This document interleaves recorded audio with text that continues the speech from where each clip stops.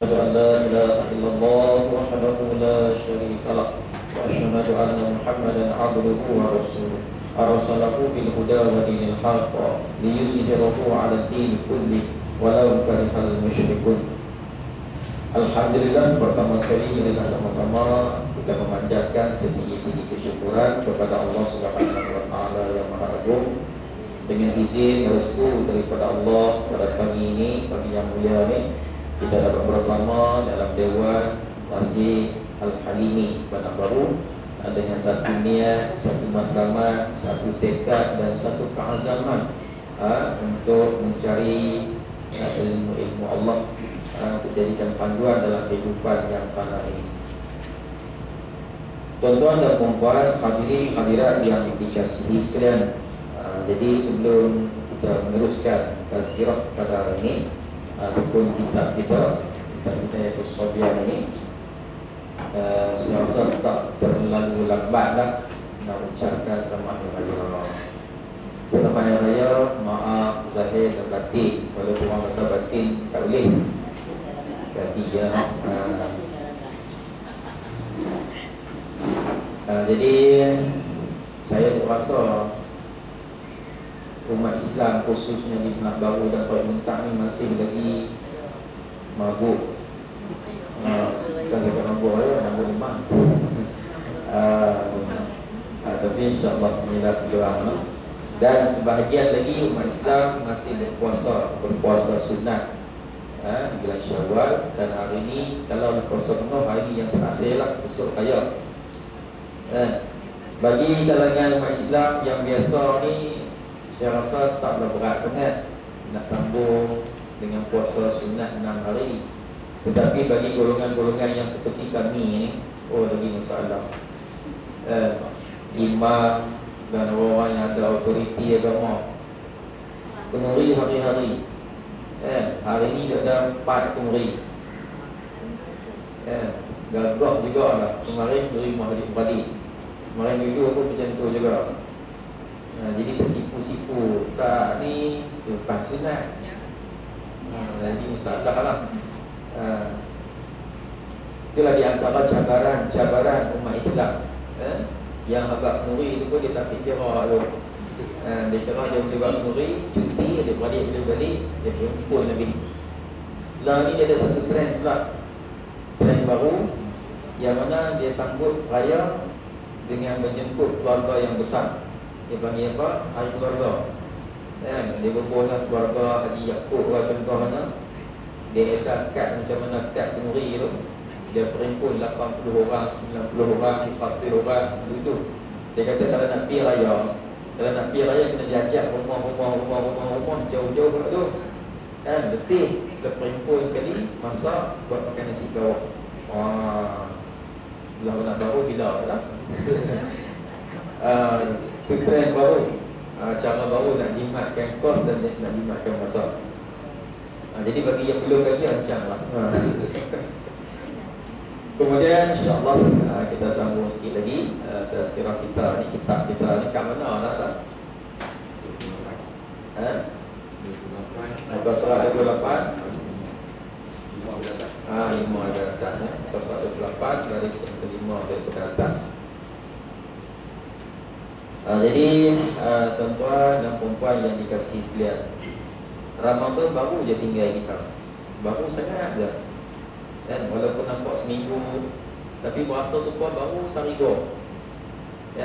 Kalau siapa yang rasa jauh dah, lama dah, bebas, tu dia kena cek balik iman dia. Bagi orang yang masih terasa pergi, sayang, sayu, rasa kalau boleh nak terus je Ramadan. Kalau boleh juga nak terus baca Quran. Tu dia ada titik-titik yang mana mempertemukan dengan hidayah Allah. Tetapi kalau rasa susah, berat, masa bosan bulan puasa baru ni, tu mungkin ada masalah lah. Dia bukan sekat kacau dah, dia kacau iman sekali. InsyaAllah kita rasa tak ada masalah. Cuma saya rasa sebelum kita terus kitab ni, saya nak buat sikit rumusan berkaitan dengan Ramadan. Kumpulan boleh jadi kata kunci ataupun kunci kita. Jadi apabila habis saja Ramadan, kita terbahagi, manusia khususnya orang Islam ni dia terbahagi kepada 3 golongan yang besar, 3 kelompok yang besar. Kelompok yang pertama tu, orang yang pada bulan Ramadan ni dia begitu bersungguh-sungguh dalam melaksanakan ketaatan, sehingga kan orang-orang ni selalu dalam keadaan sujud, rakah, beriktikaf, bersembahyang sunat, membaca Quran, dan kadang-kadang menangis dalam bulan Ramadan. Menangis seolah-olah bagaikan seorang abid ataupun seorang ahli ibadat yang karam dalam kelazatan kemanisan beribadat. Dia pula sembuh dan buka puasa di masjid, lepas tu pula dengan tawaduk, segala bentuk semua dia buat. Sampai kita tengok tu rasa kagum sungguh-sungguh, kesungguhan dan giatnya beribadat. Di waktu malam pun begitu juga, dia bangun berqiyamul lail. Tapi hanya bulan Ramadan saja. Ini golongan yang pertama, kelompok yang pertama. Hanya berlaku dalam bulan Ramadan sahaja. Bila habis saja Ramadan, maka semangat itu habis begitu saja. Dan dia akan kembali kepada sifat-sifat lamanya. Sifat-sifat lamanya, malas nak sembahyang, lambat sembahyang, di masjid tak mau baca Quran, malas juga. Malas nak berjemaah, malas nak kawan dengan orang yang baik-baik. Tu. Malas beriktikaf, malas nak baca Quran, bahkan sentuh Quran pun tak mau. Dan kadang-kadang yang paling hebat sekali kembali kepada melakukan maksiat. Dibeli nombor ekor, tikam nombor, kan, sembelih nombor. Sembelih nombor macam nak lah. Seolah-olah dia baru sahaja dilepaskan daripada penjara Ramadan. Seolah-olah macam tu, kembali terjerumus dalam kancah syahwat dan juga kelalaian. Jadi kelompok yang pertama ni orang yang begitu rugi sangat-sangat. Sebab Ramadan tak boleh didik dia tak boleh kawan dengan Ramadan, dan dia tak boleh bawa ilmu Ramadan, pengajaran Ramadan tu ke bulan-bulan yang lain. Ini bagi golongan yang pertama. Manakala kelompok yang kedua pula orang yang sedih ketika berpisah dengan bulan Ramadan. Sedih sungguh. Bukan olok-olok dah sedih. Kalau panjang sikit lagi pun tak apa, kalau tak boleh setahun pun. Tambah sebulan lagi Ramadan pun tak apa. Dia rasa nikmat, kasih sungguh-sungguh pada Allah, kasih sungguh-sungguh pada ibadat dia. Dan dia rasa seolah-olah Ramadan ini memang betul-betul menjaga dia. Ramadan tu memang meresap dalam jiwa dan hati dia, menjadi darah daging dia. Dan dia masih rasa lagi Ramadan tu seolah-olah diri dia tu Ramadan lah. Dia lalui dengan penuh kesabaran. Begitu jugalah dia sedang hakikat keadaan diri dia yang sebenarnya ni hamba Allah, tak lain daripada tu. Betapa lemahnya dia di sisi Allah, betapa hinanya dia di sisi Allah, di hadapan Allah. Dan dia berpuasa pula dengan puasa yang sebenar-benar. Dia sembahyang pula, sembahyang dan ibadat-ibadat yang bersungguh-sungguh. Dan bila dia rasa perpisahan dengan Ramadan tu membuatkan dia rasa sedih, sayu, rasa hibah sungguh. Bahkan dia menitis air mata di dalam doa-doa dia dalam bulan Syawal. Sama juga sebagaimana dia menitiskan air mata dalam melayani liku-liku Ramadan. Perginya Ramadan itu memberi kesan yang amat mendalam pada hati dan nurani dia. Ini golongan yang kedua. Ini golongan yang kedua.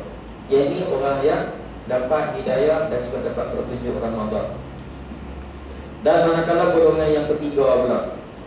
Golongan yang ketiga ni, yang mana mereka yang tidak ada rasa apa-apa langsung kesan Ramadan terhadap diri dia. Ada Ramadan ke, tak ada Ramadan ke, sama saja. Sama saja. Kehadiran Ramadan tu tak pernah pun tak pernah membawa perubahan kepada dia. Dan dia pun tak pernah menanti Ramadan. Mainlah Ramadan ke mana pun, aku Pi-nya Ramadan pun, kata nama-nama pun. Ada juga. Dan Ramadan pula menjadi bulan yang amat menyiksakan jiwa dan juga batin dia. Bila main Ramadan yang susah, nak makan tak boleh, nak kawal tak boleh, nak pergi masjid tak boleh, kacau semua. Dia sentiasa dalam keadaan keluh kesah. Lebih-lebih lagi Ramadan tu lambat berakhir. Pasal lambat ada panjang tu Ramadan ni. Kalau bolehnya biarlah tidak ada langsung Ramadan dalam kalender Islam. Jadi golongan ni tak pernah rasa menyesal langsung bila Ramadan tu pergi berlalu. Dan tidak pula berubah apa-apa pun pada diri dia. Tidak bawa kesan langsung pada diri dia. Tu. Dan diri dia tetap sebagaimana sebelum Ramadan. Kalau sebelum Ramadan tu duk lepak, lepas Ramadan tu sama lah juga. Dengan aktiviti maksiat. Begitu juga lah ibadat puasa jauh sekali untuk dilaksanakan pada bulan Syawal.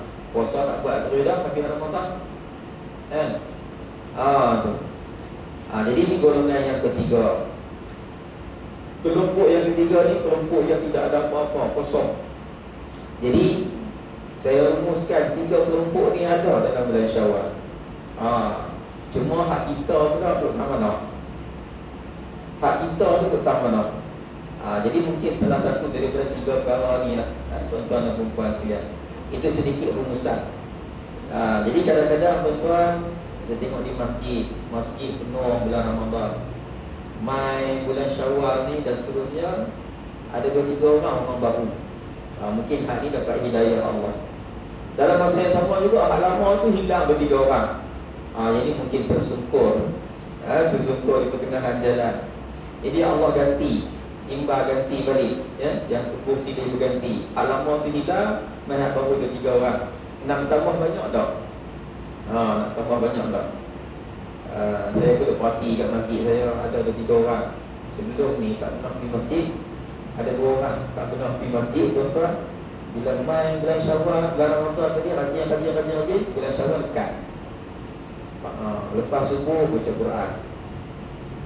Kemudian antara maghrib dengan Isya, dia tak ada kuliah lagi, dia baca Quran. Ini ada potensi lah, ada kemajuan.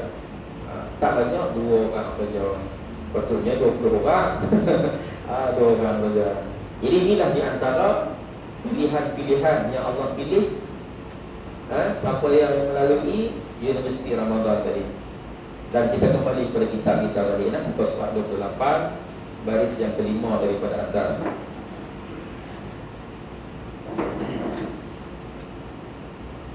Okey, saya ambil daripada baris yang keempat dengan. Dan sunat. Sunat apa dia? Buat dapat pahala, tinggal tidak disiksa. Dan sunat bagi sekalian orang yang hadir padanya mendoakan baginya dengan tetap imannya dan dimati akan dia dengan iman. Jadi bila tajuk dia, kita pergi ziarah orang sakit, orang penat, orang yang hampir-hampir nak mati, nazar, ataupun dengan kata lain sakaratul maut, mabuk nak menghampiri mati. Sunat bagi orang yang hadir, orang yang pergi dekat dengan orang yang hampir-hampir nak mati, sakit berat ni, mendoakan baginya dengan tetap iman, supaya Allah tetapkan iman, kepercayaan kita kepada Allah dan agama Allah, dan dimati dengan iman. Jadi iman, satu lagi ialah Islam adalah merupakan nikmat yang paling berharga. Nikmat yang paling besar, iman dan Islam. Sebab apa? Dapat 2 ni, selamatlah di akhirat. Tak ada 2 ni tak selamat, walaupun kaya. Cina, Hindu, tak kira lah apa-apa pun tuan-tuan. Kaya tak kira. Makan nak apa, nak pergi mana, nak hidup di mana, semua dapat. Kadang-kadang niat jadi. Nampak apa seronok, sedap hidup di dunia ni, senang semua. Tapi di akhirat selamat ke tidak? Di akhirat selamat atau tidak? Dan penentuan dia hampir-hampir nak mati. Kadang-kadang tuan-tuan dan perempuan sekalian, hidup dia semasa hidup ni, daripada kecil sampailah hampir-hampir nak mati. Jahat bukan ni. Bukan sekat jahat aja, jahat bukan ni. Tapi dekat-dekat nak mati lagi 3-4 jam lah, kan? Doa orang didik yang kata pegang Quran walaupun tak boleh baca, kan? Rayu pada ustaz, ajaklah aku, kan? Bagaimana nak buat, aku tak reti sembahyang. Tiba-tiba jatuh tangga masjid, kiong. Tahu kiong? Bahasa orang muda, spolu. Artinya mati. Sekejap. Hello.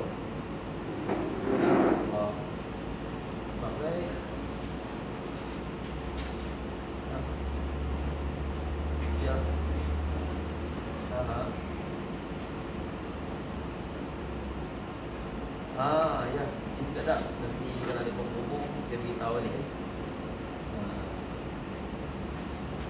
Boleh tak? Ya.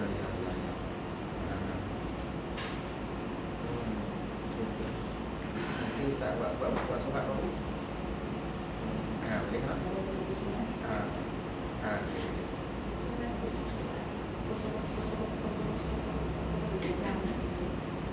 Nanti saya ketik semua orang dia Ustaz.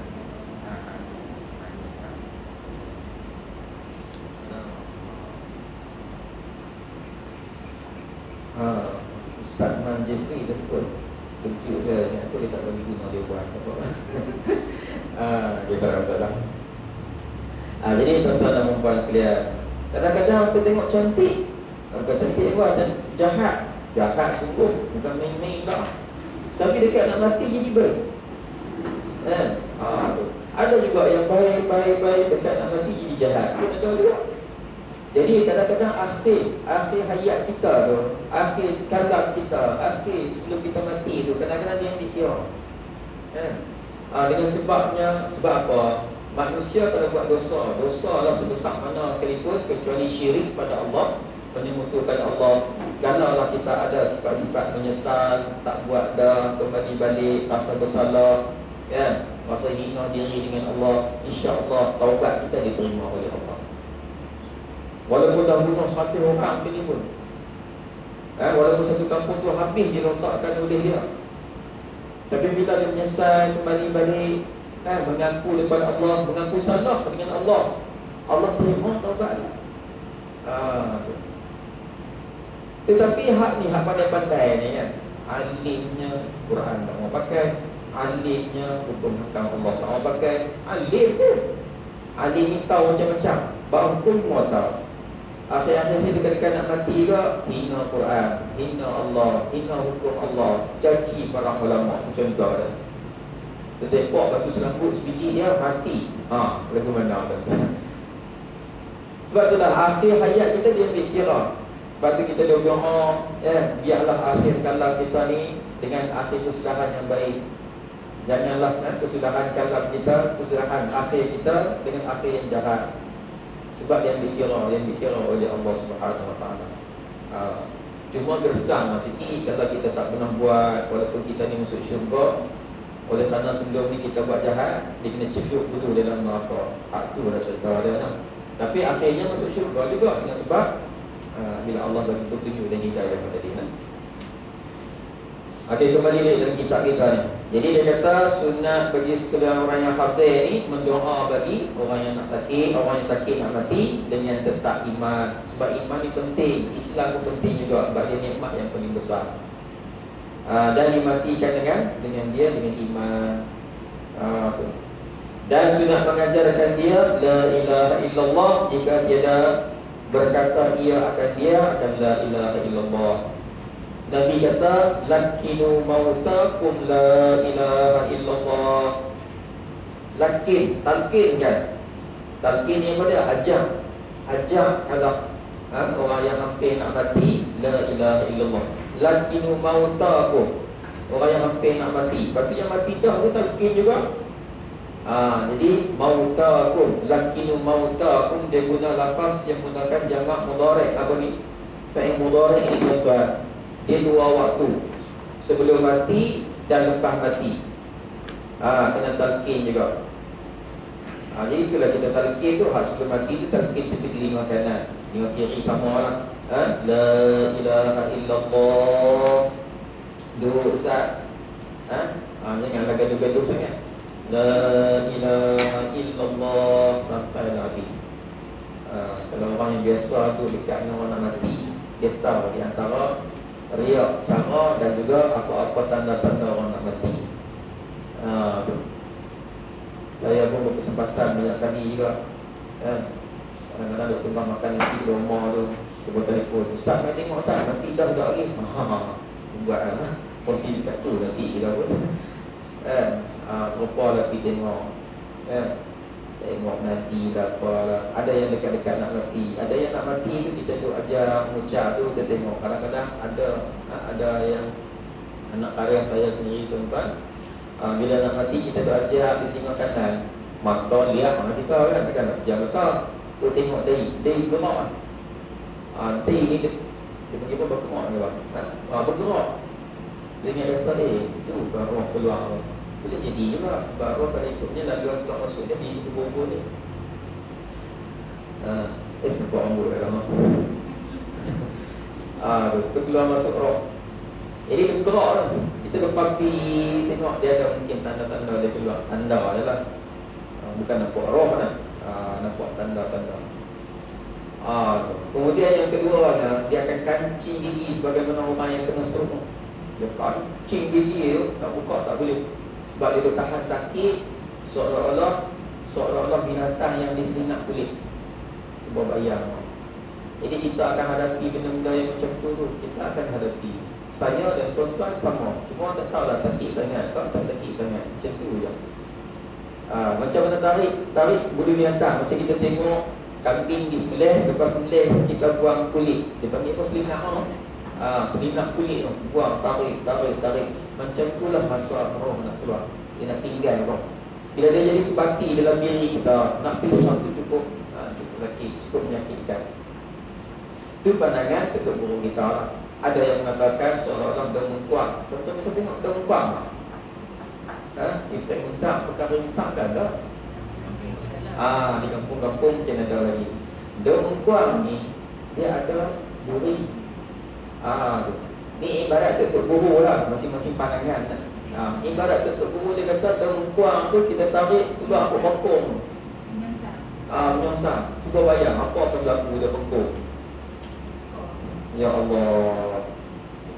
Kan? Itu dia panggil mabuk nak mati tu. Sakaratul maut tu mabuk tak boleh nak buat apa lah. Tak reti. Nak kita tolong pun tak pandai. Nak beranak pula bila sakit kuat, nak beranak dia pakai daun sembah. Allah. Saya kadang-kadang saya rasa cerah. Orang mati tu kan, dia boleh berkembang gelap, boleh gelap kan tak apa. Tapi kadang-kadang kita nak raikan keluarga si mati itu sedang bersedih. Sedang bersedih. Kalau boleh saya orang khas mayang jenazah tu, RM4, RM5 tu, tak sudah bagi kita tu. Leceh sangat. Dia bagi nak RM5 nak semayang. Kadang-kadang sihat lagi, sihat lagi, esok mai pula lah. Kalau tu jenazah busuk. Tidak sebenarnya kita pun menghormatkan, kita pun bukan meranikan, kita pun sama-sama merasa kesedihan. Itu yang paling baik sekali. Tumpang sama sedih. Ayah, mak, sahabat kita ni telah pergi. Itu contoh ya. Tuan-tuan dan perempuan yang saya kasih sekalian. Jadi itulah di antara pandangan Tok Guru lagu mana saat-saat nak mati. Kemudian dia kancing gigi. Tangan ni dia akan genggam sekuat-kuatnya. Kalau kita buka tu, dia tarik balik. Buka, tarik balik. Ini sebahagiannya saya beritahu ni. Balik kita cek pula lagi. Itu sebahagian. Dia genggam sekuat-kuat. Dan kaki pula tuan-tuan, dia akan melunjuk. Kaki dia sepatutnya macam tu. Kita tidak macam tu kaki kan. Dia akan melunjuk selunjuk-lunjuknya. Siapa yang kaki bengkok tu dia boleh betul balik dengan sebab dia punya terpanjang tu, dia punya terik kaki tu sebab menahan sakit. Ada yang betul balik kaki yang bengkok tu dia betul balik pada kan tanpa lipat kan dia bengkok lah. Kadang-kadang ada betul itu boleh betul balik sebab apa? Begitu kuat dia tonjok nak tahan sakit. Kemudian biasa je lah apabila roh dia keluar sikit-sikit, dia tak keluar sekaligus tu, dia keluar sikit. Di ujung kaki dia kita akan tengok berwarna gelap. Jari itu dia akan jadi warna gelap, biru keluar ataupun hitam. Itu dia dah tarik dah tu. Ustaz ya Allah, anggap saya Ustaz tu cerita tu kalau pakai tak daya lah. Ustaz, kalau mati senang nak tidur lah. Mati senang sekalipun dia ada susah dia. Tak nampak lah, tak nampak macam Ya. takut. Ada yang nak cerita mati tu kan. Ada yang mati mudah, ada mati mudah ada. Senyum.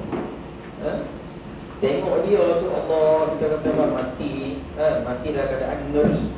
Tapi senyum, berpeluh dari tu.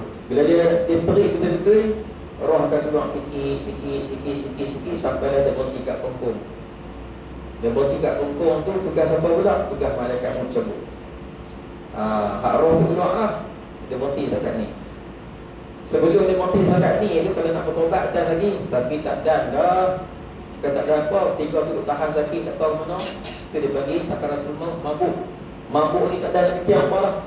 Mana nak tahan sakit lagi, mana nak susah hati, mana nak takut kepada Allah, mana nak dia nampak malaikat dah kan. Kita lagi mana dah. Tak payah berisau. Risau dah. Tuan-tuan risau tak? Tak makan apa ni. Risau. Kalau rasa risau tu, insya-Allah. Kalau tak ada apa waktu kan. Nak duduk dengan sungai Tayang tu lah. Memang sakit sangat tuan-tuan. Rasulullah sendiri pun sampai terpecah mata. Rasulullah sendiri malaikat minta izin nak cabut nyawa. Nampak kata hormatnya pada Rasulullah. Minta izin nak cabut nyawa. Boleh nak tarik lagi. Tu pun Rasulullah terpecah mata. Nampak kata sakit juga Rasulullah. Kita bagaimana? Kita dengan dosa banyak, kita dengan masalah banyak, kita dengan penyakit banyak tuan-tuan. Lagi teruk jawab dia. Kita Rasulullah pun sakit. Rasulullah terpecah mata, tahan sakit. Tu yang sakit yang paling ringan yang Rasulullah hadapi sebelum mati. Dan anak Siti Aisyah duduk dekat. Duduk dekat sama-sama mati. Ya Allah. Jadi tuan-tuan dan puan sekalian, kemudian dia akan bunyi 3 kali bunyi. Ada setengah sekali bunyi dia tengok kes lah, tengok pesakit lah. Ada yang 3 kali. Yang pertama dia bunyi, contoh mana lah dia bunyi, kita dengar turun. Dia orang tak biasa dengar. Dia semua tarik. Siapa biasa dengar, siapa yang biasa pergi tengok orang sebelah lembu. Lepas sebelah tu dia tarik sekali pertama. Itu kuat bukanlah supaya orang menyerik tu. Maknanya kita dengar jelas lah bunyi. Kemudian tak sampai seminit, mungkin setengah minit ataupun seminit, dia tengok lama cepat lah. Dia akan bunyi kali yang kedua pula. Kali kedua tu slow sikit. Dan bunyi kali ketiga tu kadang-kadang dengar, kadang-kadang tak dengar. Yang yang ketiga tu terus lah. Dan ada juga yang lihat. Dia sampai banyak kali bunyi pun ada. Mungkin dia lihat sikit. Dia lihat sikit. Dan ada juga yang tak sampai 3 kali, sekali bunyinya dah keluar dah. Risau dah. Itu di antara tanda-tanda. Dan tanda orang yang mati baik ni, dia berpeluh. Yang kedua, dia lambat beku. Lambat keras. Kasar kira. Kita kena mengaji ni dia kena sebut macam tu. Tapi kalau tu pasal malam kedai kopi tak dia sebut macam tu. Dia akan jadi fitnah pula. Dia bawa tu keras tadi. Dia lambat, dia punya lembut. Kadang-kadang aku sejam 2 jam tu boleh angkat lagi, kita pegang masih lembut lagi. Itu di antara tanda-tanda mungkinlah dia mati dalam keadaan kebajikan atau mati baik. Kemudian senyum. Ada juga yang mati senyum, walaupun kena tembak. Ada yang kena tembak di mata, tapi senyum. Ada yang terjegit pula, terjegit, tengok muka bermasam, mayat lah cerita ni. Mungkin dia duduk susah hati, dan juga dia duduk parti roh kedua. Roh kedua ambil kubur, dia parti roh meninggalkan dia. Mungkin roh tu babai nak pindah, macam tu lah. Allahu Akbar. Dan kadang-kadang dia dikira juga tempat mati. Ada yang mati dalam masjid, ada yang mati tengah sujud, ada yang mati tengah baca Quran, sembang Quran. Dan ada juga yang mati kat tempat-tempat lain, mati bawah lori, mati bawah tayar, mati tak pokok petai. Ya Allah, kita tak tahu ke mana lagi. Kita tak tahu ke mana lagi tuan-tuan. Jadi buat mana pun Allah rahsiakan umur kita ataupun ajal kita. Allah rahsia. Sebab apa? Allah nak kita ni sentiasa ingat kat dia dan sentiasa buat baik. Takut-takutlah masa ketika nak mati tu dalam keadaan kita jahat, dalam keadaan kita buat dosa ataupun mungkar. Itu tujuannya. Kalau lah kita tahu mati bila, semua hak mengaji ni semua nak mati dah. Saya mengajak pun buat nak mati lah. Kalau lah 20 tahun lagi nak mati, tak main mengajak. Dah tahu dah nak mati bila. Ni yang main-main semua nak mati dah. Hak tak main tu, hak tak mati lagi, lambat lagi. Tanya kau 3 hari lagi nak mati. Tanya aku petang ni. Yang nak main gaji tu semua hak takut nak mati. Main lah mengadah, main lah mengaji. Ceritanya macam tu. Tapi Allah rahsiakan. Allah rahsiakan. Susah juga. Jadi itulah di antara yang mana yang akan kita hadapi di satu hari nanti. Jadi kita kena ajak talqinkan, ajak la ilaha illallah. Sebagaimana dalam satu hadis Nabi yang lain, Nabi kata, man kana akhiru kalamihi la ilaha illallah dakhala al-jannah. Siapa yang adalah akhir kalam, akhir perkataan dia sebelum mati, la ilaha illallah, dakhala al-jannah. Nabi kata masuk syurga. Tapi kadang-kadang kita pun tak ada nak dengar. Si mati tadi ni, sebelum dia mati dia ucap juga, betul tak? Cuma kita dah ajak la ilaha illallah. Sengak sunyi. Sengak sunyi pun tak apa. Mungkin dia dah sebut la ilaha illallah dalam hati dia. Kawan tak larat dah, tak ada suara dah, tapi la ilaha illallah. Jadilah. Kecuali dia bunyi mulut pula, susu, nak minum susu. Lepas sebut susu tu ajak balik la ilaha illallah. Takut akhir kalam dia susu. Naknya ialah akhir kalam dia la ilaha illallah. Saya ada satu kes tuan-tuan, ayah saya. Mereka tu jarang pergi masjid, keluarga dia pun jarang pergi masjid. Bila ayah dia dah berusia sangat dah, hampir 100 tahun, pada 90 tahun, 90 umur. Bila ayah dia sakit lama, dia duduk rasa semua orang kuat. Dia panggil Tok Bomo ni, dan dia panggil ketua silat mana tak main tengok. Tok Bomo silat main tengok. Macam mana ni ayah duk sihat elok orang, duk sihat, maksudnya duk sihat pun duk boleh makan bualah, walaupun usia tu dah lanjut sangat dah. Mai tengok pula ni kena buatan orang ni. Dia ambil sejadah, dia tepuk, dia pedak dengan sejadah. Ambil sejadah, kawan tu duk sakit, duk atas tilam. Wah, halau bunyi pun. Yang anak beranak duk bila buat tu ada seorang dua ada parti tengok halau. Ada pokok lah kena lintasan, kena apa, Dengan usia tu kita faham dah, sakit tak lama dah. 3 hari sakit, saya pun pergi ziarah balik.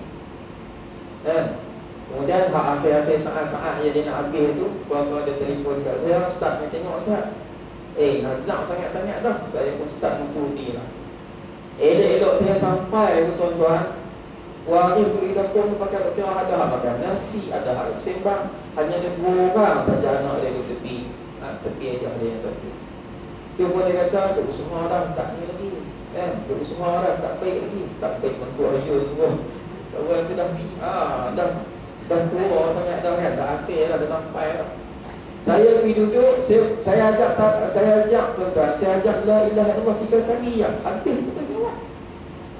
Lepas tu baru dia kata, "Ya, Ali tak tak lah, bang. Ya tak tak lah." Mungkin aku tak tak dengar bang. Dia tulis buat kejut. Kata ni tak salah tinggal. Orang lain main tengok jauh dah. Sebab kau tak orang pergi dekat lah. Sebab waris-waris ramai. Anak-anak dia ramai.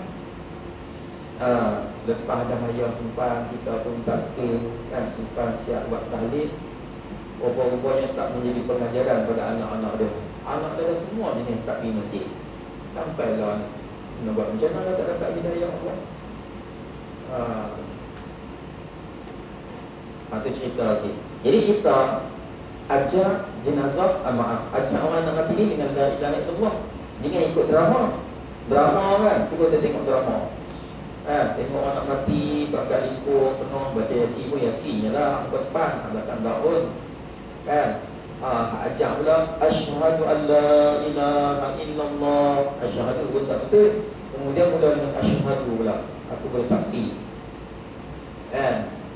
Rasulullah SWT la ilaha illallah, tiada Tuhan disembah melainkan Allah. Ini asyhadu. Asyhadu tu orang nak masuk Islam, orang nak mampu masuk Islam, mu'allaf bolehlah asyhadu, aku bersaksi. Muhammad Rasulullah. Lepas tu dia celik mata lagi, mati dah mati, biar mati. Dia putih. Kelakuan macam tu. Jadi tuan-tuan, tak kena. Mana dia penasihat ataupun biru-biru agama, tak tekuk mah. Islam ajak macam lain, buat macam lain. Sedangkan penonton drama ni berjuta. Sekali tayang tu berjuta tengok. Kalau banyak kali tayang, banyak kali lah orang tengok. Akhir sekali menjadi ikutan. Tapi larda banyak dah. Larda banyak dah. Yang keduanya, yang tak kena banyak drama tu, kadang-kadang lakonan tu berkaitan dengan sembahyang. Sembahyang tu betul ke tak tahu. Dia ibadat yang Allah bagi, bukan boleh buat odok-odok, boleh berlakon. Profesor Datuk Haruddin pernah tegak sekali. Kemudian hak bekas mufti wilayah nama apa? Yang meninggal lah, yang kena pecat. Ishaq Barung. Ishaq Barung tuan-tuan, dia biasa tekuk.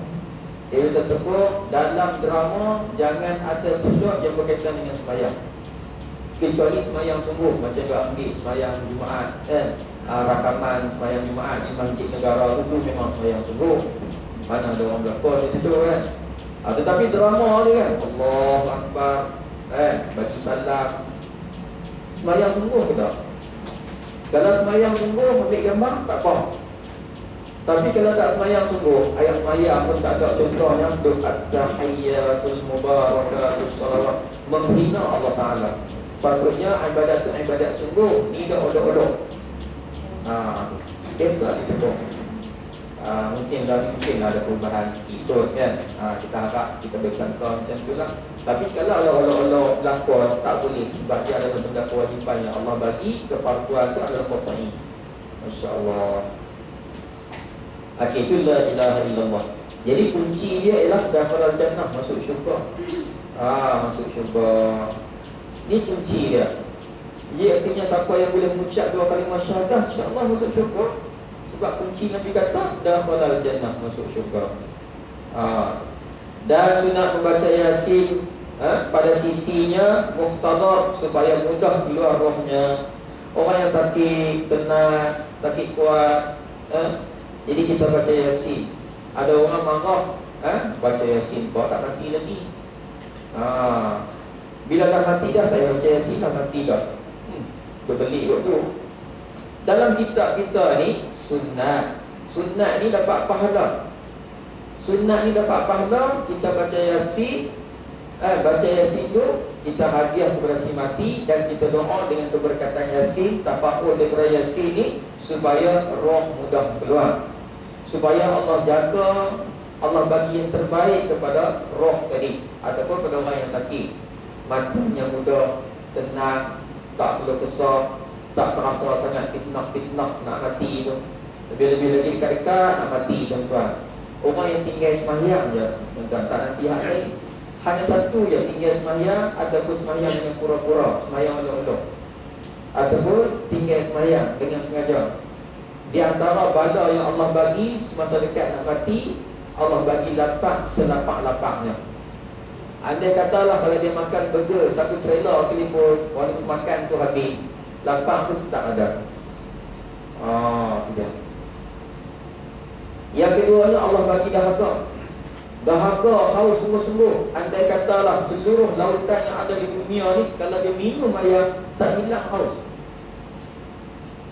Bukan kalau tak boleh minum, dia minumlah air. Seluruh dunia ni 7 lautan yang terbentang luas, habis air dia minum, keluar balik, haus dia tak hilang. Ini di antara kifarat ataupun siksaan yang Allah bagi dekat nak mati. Itu dia. Kita risau itu dekat nak mati, belum di dalam kubur. Bila masuk dalam kubur pula, seekor ular menanti kita. Nama dia Suja'ul Aqra. Ular ni pula bisa dia, bisa sembuh berpuluh-puluh kali ganda daripada bisa yang ada. Dan kerja dia adalah menyiksa orang yang tak semayang dalam kubur apabila mati, mengikut waktu-waktu. Kalau tinggal waktu zuhur, sepanjang waktu zuhur tu dah akan disiksa, dibeli, dipatuk dan diberi bisa oleh ular yang bernama Suja'ul Aqra. Yang kedua, lubang kubur, liang ke tak liang ke, dia akan himpit sehingga tulang rusuk berselisih. Tulang rusuk kita ni kedua macam ni, dia selisih macam ni, himpit. Cuma orang tak nampak adalah sebab dia alam lain, alam barzakh. Kalau tu alam dunia ni boleh tengok lah.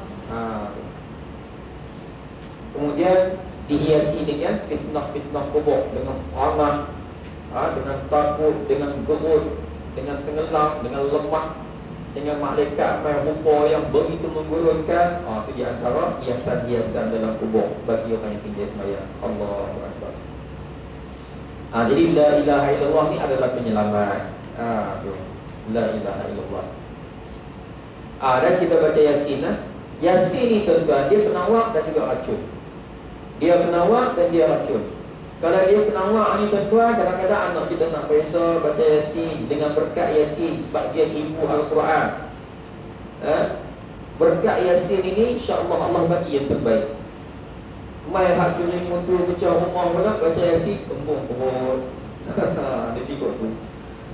Minta ya Allah Tuhanku, kau bagilah yang terbaik. Bukan kita minta tembung perut pun, bukan minta pecah perut pun.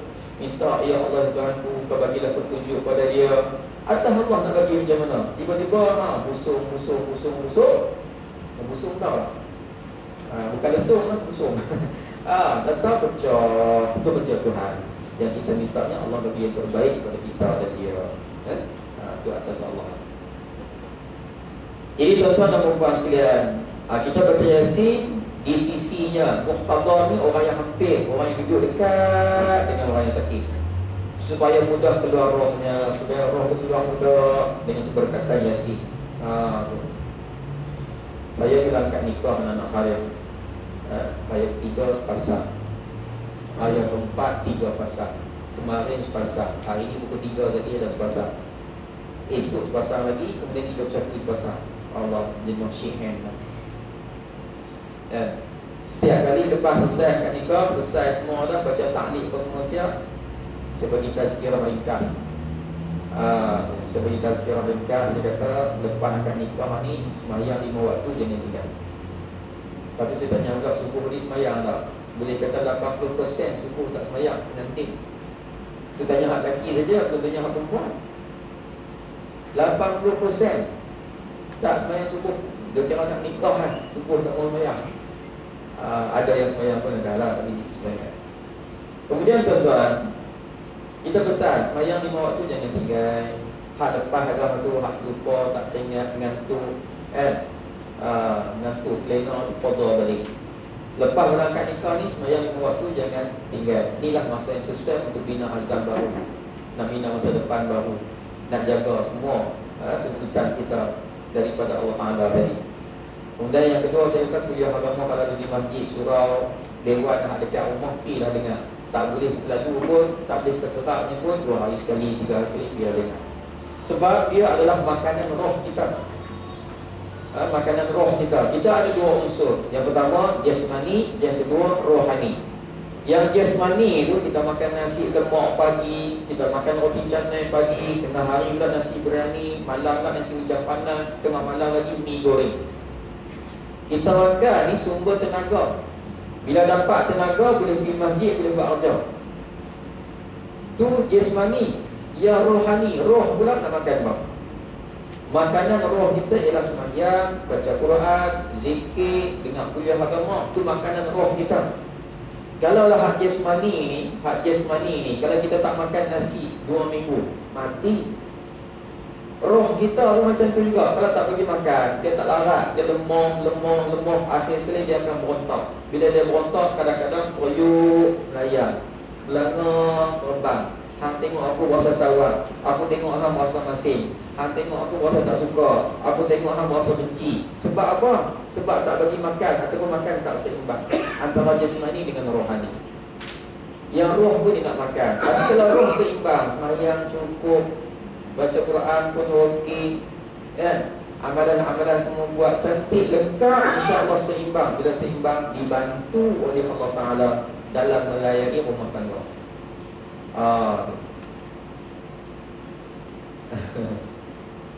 Jadi sembahyang, sudah nampak pula sembahyang. Sembahyang ni kalau bolehnya, bukan kalau boleh dah, harap-harap sekalinya abang jadi imam, adik jadi makmum, adik baru lah.